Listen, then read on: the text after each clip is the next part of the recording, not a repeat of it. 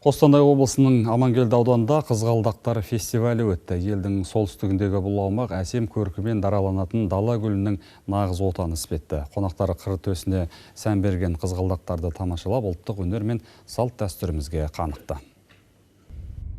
Бұл өңірде қызғалдақтың 3 түрі өсет. Соның ішінде әлемге әйгілі голланд қызғалдағының арғы тегі саналатын шренк гүлінің атамекені нақ осы жер. Таза ауа, жұпар иіс, қазанда қызара піскен бауырсақ, сабада пісілген сарғымыз келген қонақтардың тәбетін қоздырмай қойған жоқ.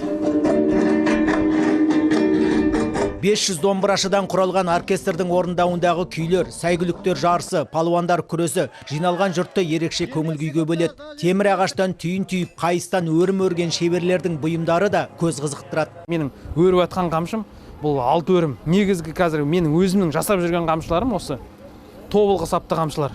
Қазір көбінесе сұранысқа ие. Бұны сақпан қару дейді. Мынаған тас саласыз, бұлай кересіз. Алды қарай айналдырасыз, сосын ана біреуін жіберіп. Көрдіңіз бе? Солай шығады. Қаз-қатар тігілген киіз үйлер, ондағы жасаулар мен қазақы киімдер әсіресе шетелдіктерді таң тамаша етті. Все, остаемся в Казахстане, выходим замуж. Алған әсерімді сөзбен жеткізу мүмкін емес. Маған бәрі ұнады. Осы жаққа тағы келсем деймін. Біз өзіміздің табиғи байлығымызды насихаттау мақсатында, соған өскелең ұрпақтың назарын аударып, оны қорғауға үндеу мақсатында осындай фестиваль өткізіп отырмыз.